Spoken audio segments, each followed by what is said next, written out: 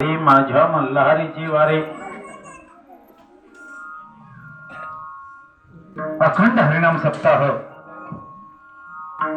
किती वर्ष आपलं? 3 आता 1-2च्या जमान्यात 3 कळणं अवघड आहे. बरोबर आहे ना? 1 ते 10 म्हणताना आता किती जणांना येलो नवीन पविष्यामध्ये उभा 1, आडवे 2, गाठीचे गायला पाय, हाताची बोटे उलटे 3, पुजाऱ्यांचं शिंग, कुदळी दांडा, संध्याची पळी, नेका पूज्य. बाळा तुम्हाला कळालं का दोघींना? म्हणा हे आमच्या डोक्यावर नाही गेलं. आम्हाला 1, 2, 3, 4 सांगा.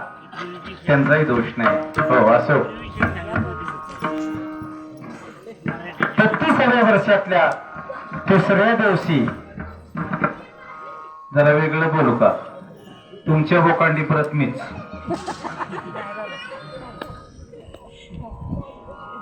विनोदाचा विषय सोडा. आजच्या सेवेला जे येणारे कीर्तनकार काही अपरिय कारणास्तव त्यांचा प्रवास उशिरा सुरू झाला आणि ते 9, 9:30ला इथं पोहोचले असत्या. तेव्हा आपली कोणती वेळ होती? म्हणा की जेवायची. आणि मग ती वेळ चुकू नये म्हणून काही निर्णय घ्यावे लागतात आणि त्या निर्णयास्तव तुमच्या समोर उभा आहे. आणि तुम्ही मला कंटाळला असालच.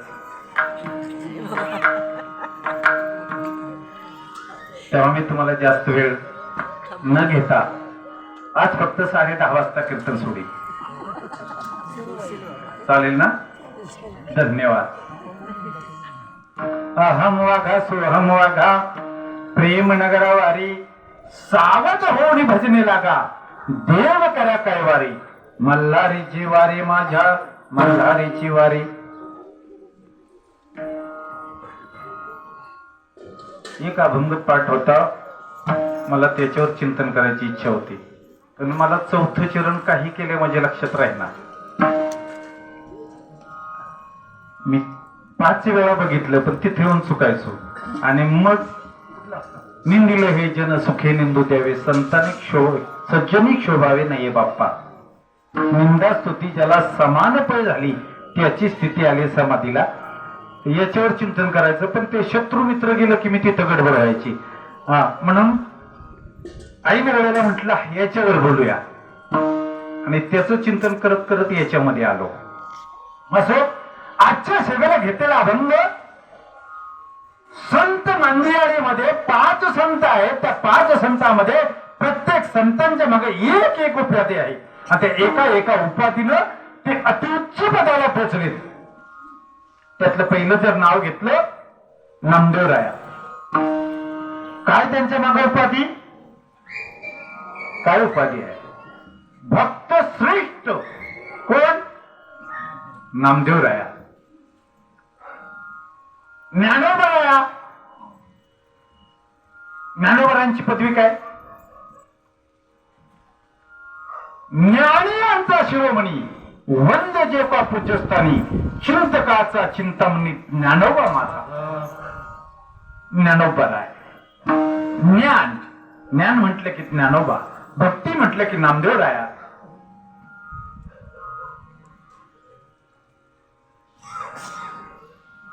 वैराग्य कोणाचं? काल ज्यांचा आपण शेवटचा अभंग झाला तो कोण बरा आहे? किती वैराग्य? जाळोनी संसार बैसलो. हो इतकं वैराग्य असणार. वैराग्य म्हटलं की तुकोबर आहे आणि गुरु भक्ती म्हटलं की निळोबर आहे. अट्टास केला तुकोबरा सदेह वैकुंठागमन झालं आणि निळोबरांची गाठभेट झाली नाही. निळोबरांनी अट्टास केला. देव स्वतः भेटण्याकरता आला. निळोबराने सांगितलं येथे तुझं लागे बोलाविले कोणी पार्थिल या वाचूनी आला शिका. कोण आहेस तू? मी तुला ओळखत नाही. निळा म्हणे आम्ही न ओळखीचे देवा तुकयाचा धावा करीत असे. आणि राहिले ते शांती ब्रह्म. या शांती ब्रह्मनाथ महाराजांचा आजचा हा अभंग आपली वारी नातेपुतेला गेल्यानंतर म्हणतात. कुठं म्हणतात? जेजुरीच्या जवळ गेलं की हे प्रत्येक दिंडीमध्ये हे असे जेजुरी संदर्भामध्ये, मल्हारीच्या संदर्भामध्ये असे अभंग म्हटले जातात. आणि सहज तो लक्षात आला, ज्याचं चिंतन नाही असा अभंग आला. त्याच्यामुळे प्रथमतः आज खरोखर माऊली जसं करून घेईल तसं होणार आहे. आणि नाथ बाबांचं वाङ्मय इतकं अप्रतिम आहे. भरकटलेल्या समाजाला जाग्यावर आणण्यासाठी त्यांनी विविध रूपं घेतली. किती रूपं घेतली काय नाही. नाथ महाराजांच्या अगदी भारूड प्रकरण जर काढलं, कोणतं सोंग त्यांनी घेतलं नाही. तिळा तांब्याचे बावले केले, पाट मांडोनीवरी बैसविले, मना येईल ते नाव ठेवले, या जनाशी लागले वेळ. हो, तुम्ही कोणत्या तरी देवाला पोचता, कुठल्या तरी मसोबाला पोचता. नाथ बाबा म्हटले, हो ये तुम्ही काय करता, कुठल्या तरी दगडाला शेंबूर फासता, तो देव आम्ही मानत नाही. परखडपणे विंचू चावला, विंचू चावला. काय विंचू सांगतो? मनुष्य इंगळी आती दारुण, तिने नांगा मारीला मज. आणि मग त्या विंचवाला उतारा तमोगुण मागे सारा. तुमच्यातला तमोगुण मागे सारायचा आणि मग विंचू इंगळे उतरे झरझरा. हो, नाथबाबांची भारुडे पाहिली. भारुडे कुठं असतात? नात्यापुत्याला. तिथं सगळ्या दिंडीमध्ये भारुड. इतके सोंग घेतात, इतके सोंग घेतात. आणि महाराज असतात नाला सोपारीला, बापू महाराजाकडे सप्ताह असतो. कीर्तन झाल्यानंतर रात्री भारुड असतात आणि त्यातले एक दोन कलाकार आहेत. अहो वेडी तर इतकी अप्रतिम करतात ना, तो जर पळत येतो ना, खरोखर इतकं विचित्र रूप असतं त्या माणसाचं. अप्रतिम अप्रतिम. आम्हाला एकदा दोनदा फक्त योग आला. पण ही जी संख्या आहे, हे का सांगितलं त्याने की इकडे तिकडे भरकटलेल्या लोकांना काहीतरी वेगळं दिसलं. कारण चमत्काराशिवाय आम्ही नमस्कार करत. म्हणून नमस्कार करायचा असेल तर चमत्कार दाखवा, असं नाथबाबांनी त्या लोकांना एकत्र आणलं. आणि मग असे असणारे शांती ब्रह्मनाथ महाराज आज भगवान परमात्माचं, कोणाचं विठ्ठलाचं वर्णन आहे का याच्यामध्ये? कोणाचं वर्णन आहे? मल्हारी. मल्हारी कोण?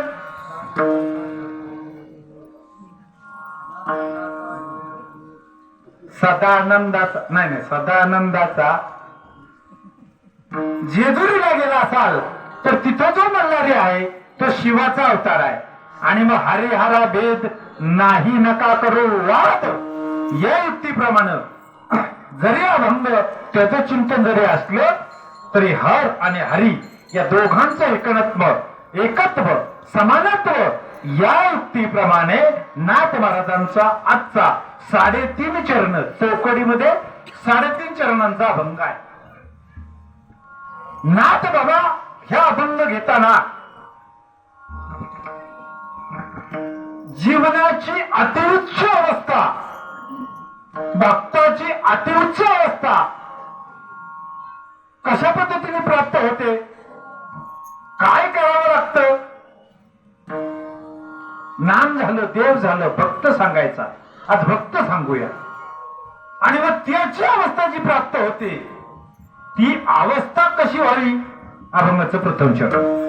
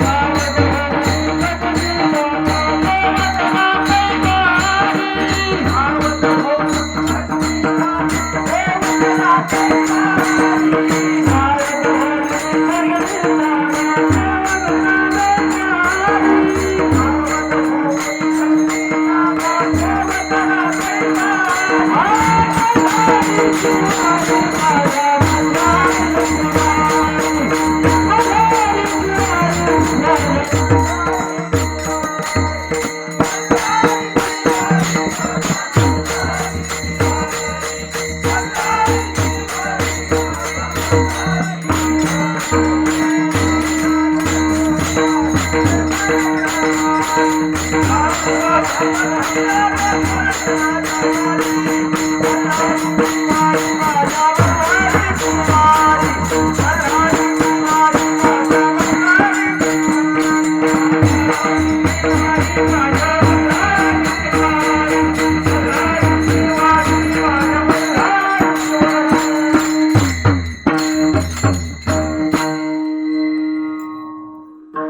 गाडी पोचवायची म्हणून फास्ट गाडीला काही काही स्टेशन असतात जे रेल्वेने प्रवास करतात. सगळे स्टेशन ती घेत नाही आणि वेळेत विरारला पोचते. विरारला आता डहाणू झाले, मुंबईचं आहे. हो, तशा पद्धतीने म्हणून अभंगात प्रवेश, अभंगावर बोलावं. प्रस्तावनेत अर्धा तास काढला तर अभंगाला वेळच नाही, म्हणून अभंगात डायरेक्ट प्रवेश. प्रवेश करताना नाथ बाबा अभंगाच्या पहिल्या चरणामध्ये सांगतात, अहम वाघा सोहम वाघा प्रेम नगरावारी. अहम, हा अहम शब्द कशातला आहे? कशातला आहे सांगा, चुकलं तर मला. प्रमोद महाराज आमचे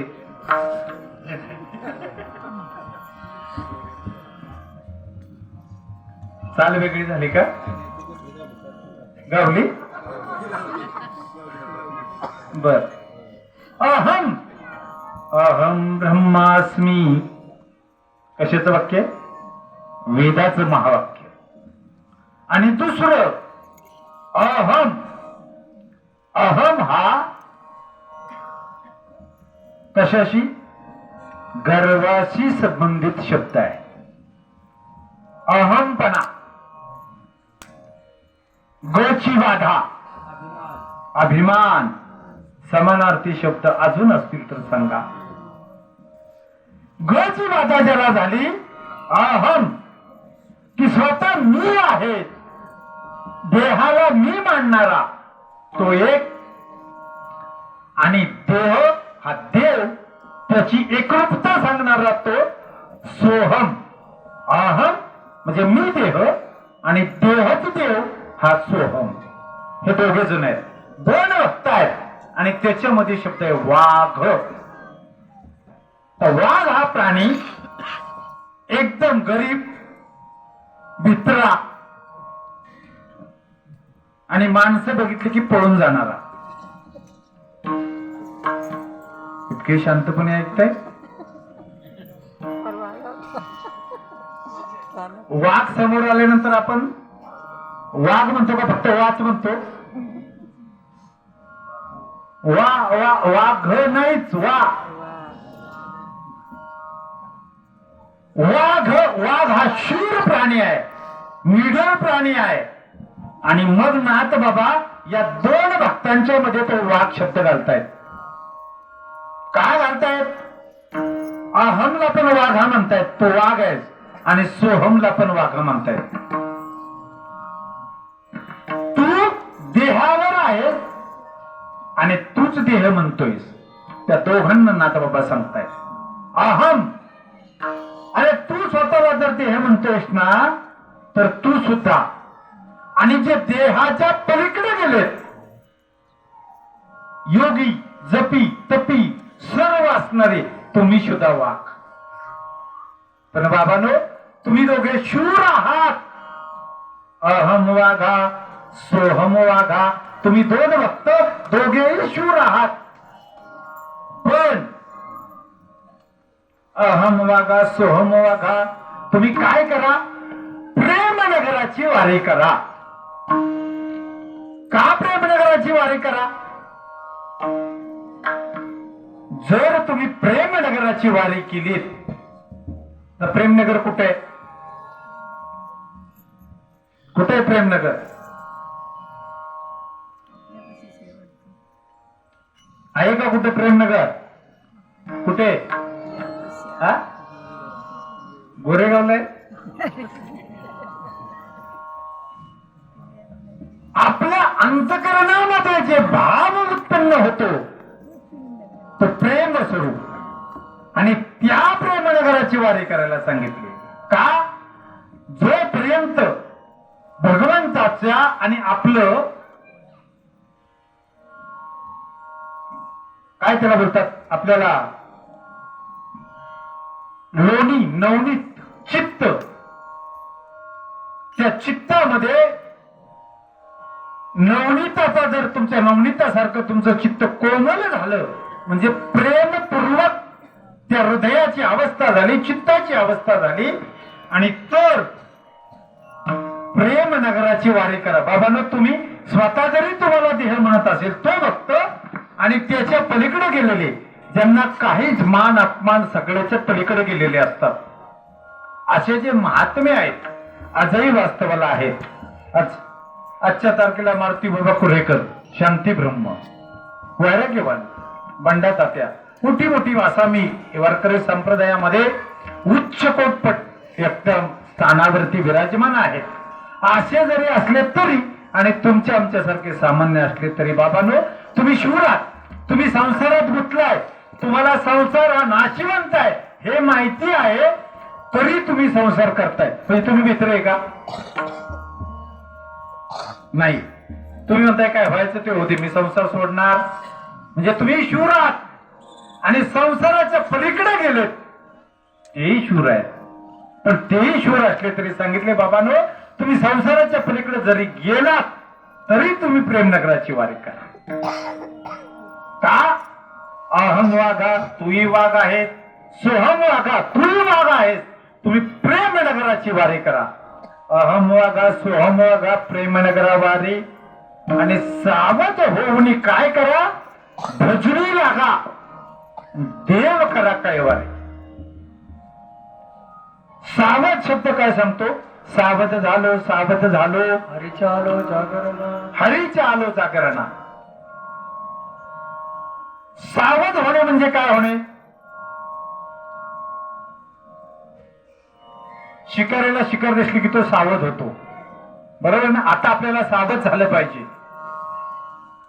आणि दुसरा सावध शब्द अध्यात्मातनं जर घेतला तर ज्यांनी सहाचा वध केला तो सावध.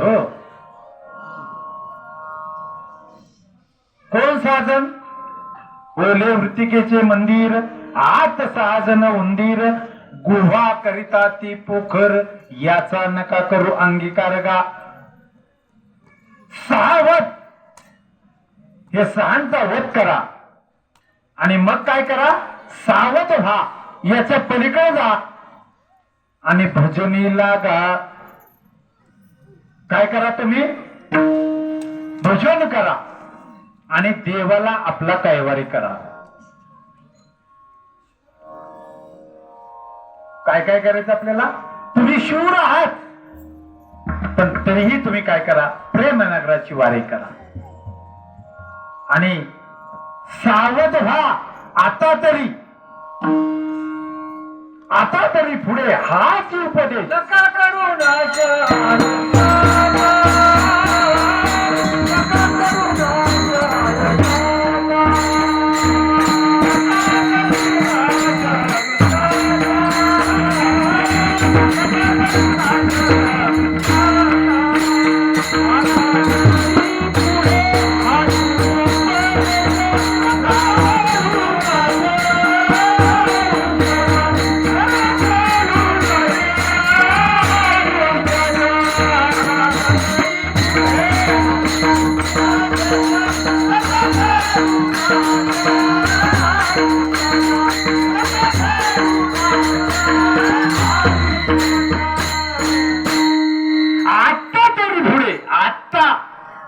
आता हा शब्द कधी येतो की इथून मागची जी गोष्ट झाली ती आपण सोडून देऊ आणि आता इथून पुढे इथपर्यंत आलात ना, आता तरी बाबांनो काय करा? आता तरी पुढे हाच उपदेश नका करू नाश आयुष्याचा. हो, का आयुष्याचा नाश करायचा? तुम्ही म्हणाल आम्ही कुठं आयुष्याचा नाश करतोय? आम्ही रोज उठतोय, सकाळी दुपारी संध्याकाळी चालूच आहे, काम धंदा नोकरी धंदा सर्व चालू आहे, मग आयुष्याचा नाश कुठं करतोय आम्ही? हे आपलं कर्तव्य आपण प्रत्येक जण करतो, पण हे शेवटच्या वेळेला कामाला येत नाही. आणि तिथं जे कामाला येतं ते इथलं कुठलं?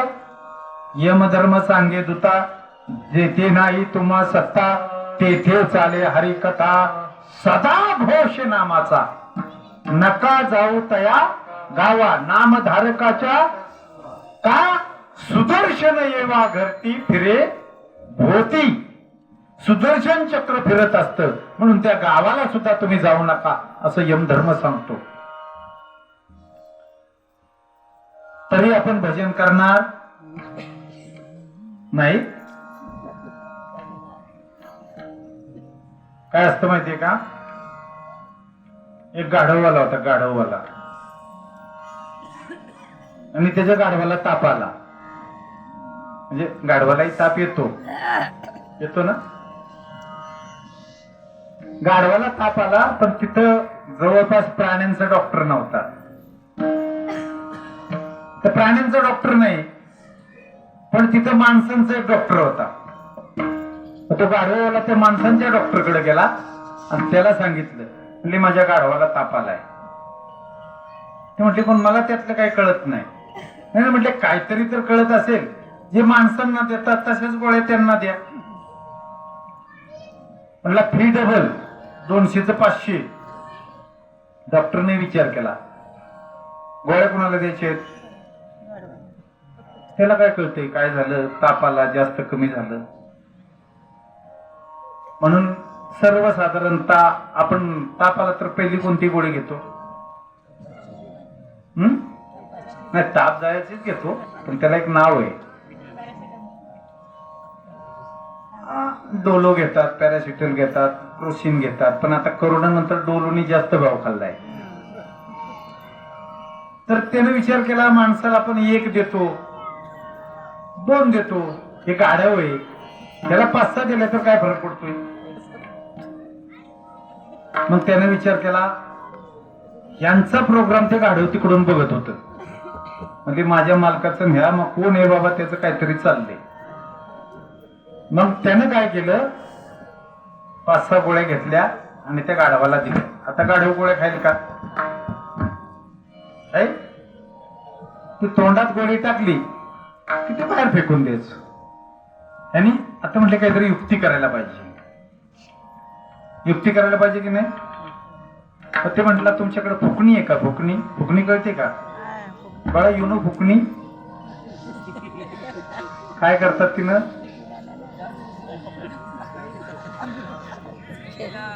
वा छान.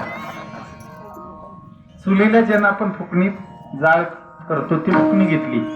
त्या फुकणीमध्ये 6 गोळ्या भरल्या आणि डॉक्टरने विचार केला की गाढवाच्या तोंडात घालायचं, आपण इकडून ऊब करायचं आणि फुकून 6 गोळ्या आतमध्ये गेल्या पाहिजे. त्यानं तो प्रयोग केला. गाढवाच्या तिकडं फुकणी लावली, इकडून तोंड असं फुगवलं, त्याबरोबर गाढवानं तिकडून फुकलं. 6 गोळ्या डॉक्टरच्या पोटात.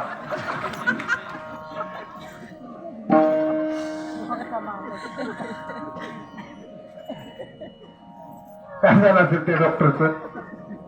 आता तरी पुढे हाची उपदेश असं जर व्हायचं नको असेल तर सावध व्हा आणि काय करा, भजनाला लागा. आणि भजनाला लागून काय करा, मल्हारीचे वारे माला मल्हारीचे वारे.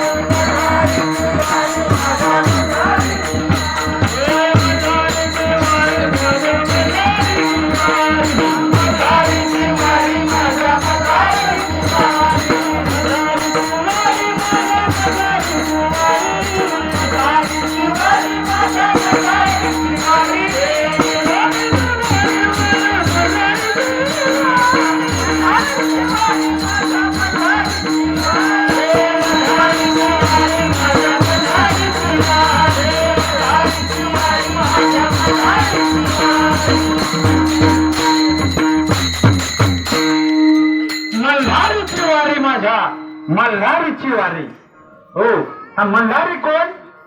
मल नावाचा दैत्य, त्याला मारणारा तो आरी म्हणजे शत्रू, त्याची वारी करा. आरी, हा आरी शब्दावर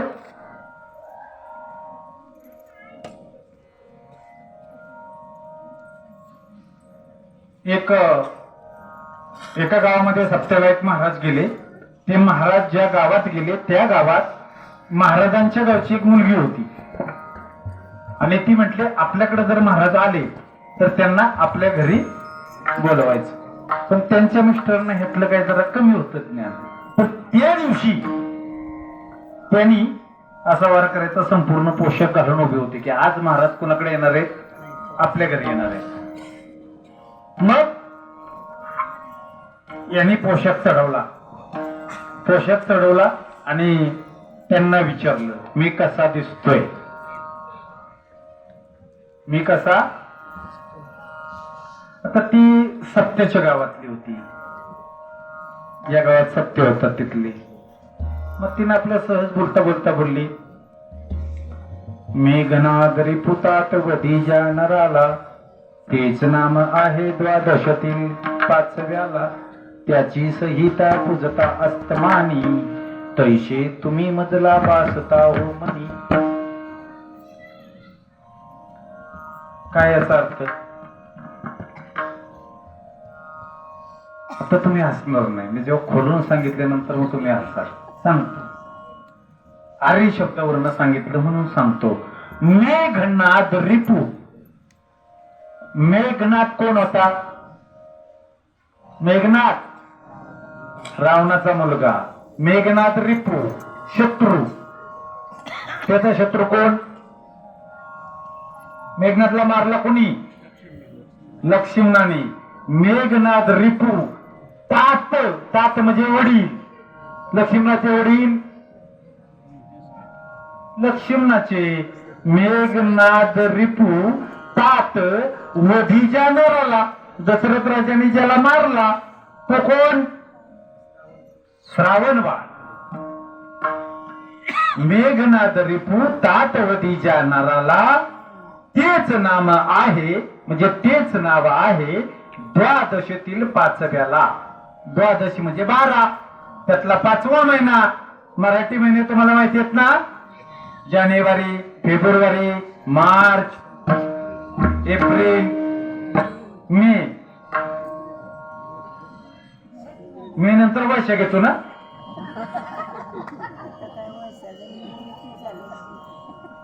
चैत्र, वैशाख, ज्येष्ठ, आषाढ आणि काय तो श्रावण. मेघनाद रिपुतात वधी जाणाराला तेच नाम आहे द्वादशीतील पाचव्याला त्याची संहिता पूजता अस्तमानी. त्या अमावस्याला एक सण येतो. कोणता?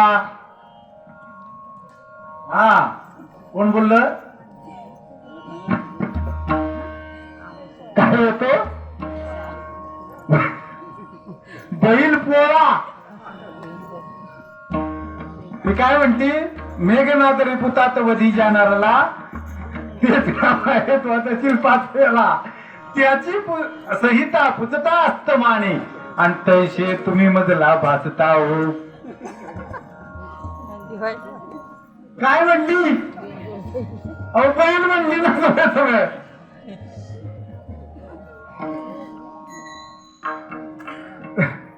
आरी हा शत्रू.